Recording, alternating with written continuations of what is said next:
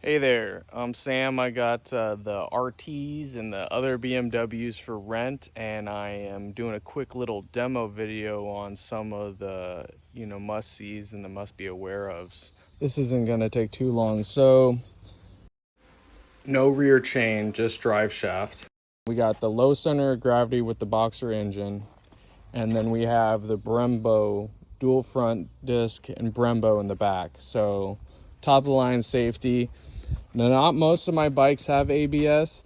Quick little interjection here. We have the RT going out for delivery here, and I just wanted to highlight the glove box. This is such a critical part of what I think makes this bike great, and it just holds all your little things: battery bank, water bottle, gloves, your wallet, whatever it is, you can put it in there.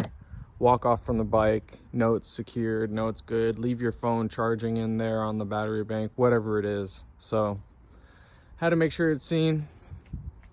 This is what it looks like on the trailer. So, I was just gonna highlight some more of the functions of what the bike itself, how to do it, how everything works.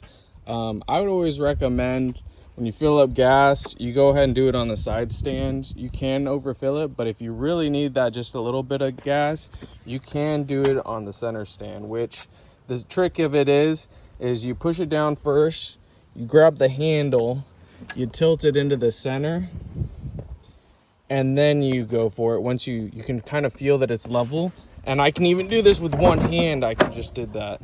So you kind of use a little bit of leverage there and making sure that it's flat, and then you kind of pulling it back.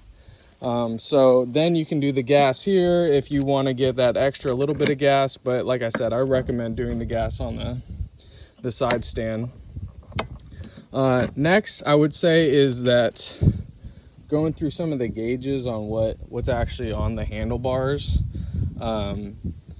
It's European style turn indicators. So your left turn indicator is here and your right turn indicator is on the right. Sometimes mopeds have this too. And then your cancel function is right there. So it's a little bit different than normal. So again, left. And some of the bikes have it where you can click it again and it'll turn off. This one doesn't. So if you keep pressing it, it's just going to stay on. Same with this one, it will cancel your right by putting that one on, and then boom. Okay, next we got the windshield adjuster. It goes up pretty far. I also have different windshields, so that's always an option to be talked about, is I can put taller windshields so you'll get kind of blocked. If I'm sitting on the bike itself, you can kind of see this is eye level, so just barely below eye level, which actually is really nice, but it is also nice to have it up higher too. And then kind of speed mode. Next, kind of jumping right into it, is we have 3 buttons over here, and kind of going through each one. These 2 are mostly you're never going to use. So this one's for ABS, which this bike doesn't have, but what this would do is by pressing that, it would actually turn your ABS off. So if you're going off-roading, you would want that, because ABS is gonna lock up your tire. You're gonna lock up your tire on gravel if you had it left on. This one is your hazards. It only works with the key on, but how often you shouldn't be needing to use those. And then this is your heated hand grips. So down is low setting. You see how it has 3 clicks. So center mode, down is setting 1, setting 2, and that's the most heat. And then we have little power adapters for these, where you can plug in a little USB to it, and it's the BMW proprietary plug there, and that's how you get your phone charged. I tend to be leaving these mounts on.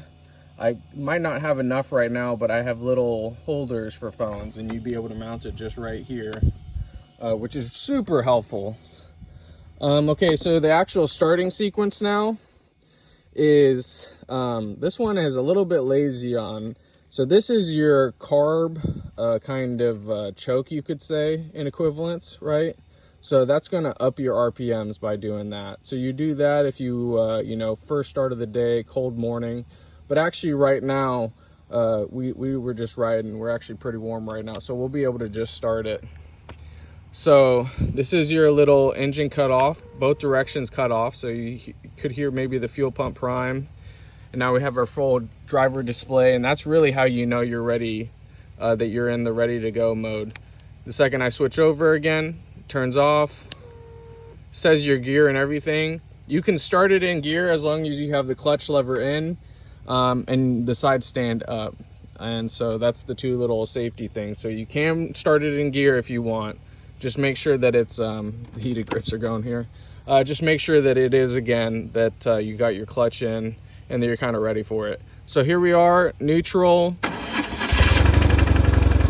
That's our startup.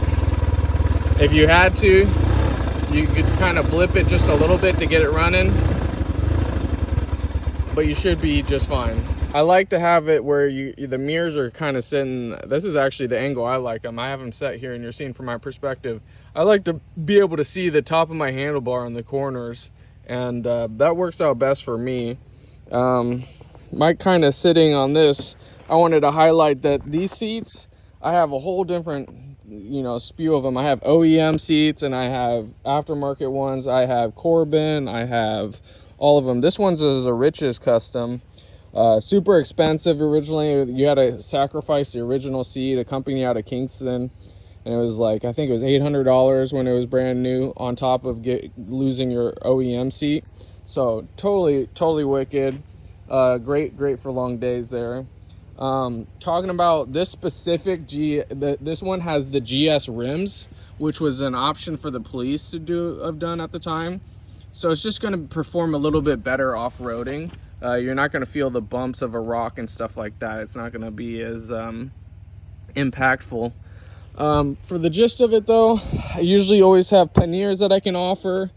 I don't have a ton of them, and they tend to be prone to get broken, but the gist of the reason why they get broken is because people don't see this one right here. So when you're putting the pannier in, you got click, lever, and you got to make sure that it's always lined up with this one before you latch it shut. That will make more sense if you if I had one here to demo, but I don't right now. Then here's for this one has a fun little police box. This is where they used to kind of do all the police stuff in here, the computers and stuff. But now I use it as a great drink holder. You can put your helmet here while you're inside, just having it on kind of a flat platform that it won't fall out of. And just whatever, your to-go table or your food, you know what I mean? You could have a little food sitting there and everything like that. For the most part though, I would say that's most of the things. My tip for getting it off the center stand is I put the side stand up, and then I'm really holding this lever and kind of walking it forward while I hold this front handlebar. That's always been my trick, and I kind of let it fall into me just a little bit if I think it's kind of being a little bit wild. But other than that, go ahead and reach out. I can always answer questions. Each one of my bikes has different mods and accessories that make them more reliable. This one specifically has braided brake lines, which that's because it has the ABS delete, so that it's going directly to the brakes instead of having the ABS unit. And that was done back when it was serving as a police bike. Quick little pan out, beautiful bike. Thank you, bye, I'm off to the lake.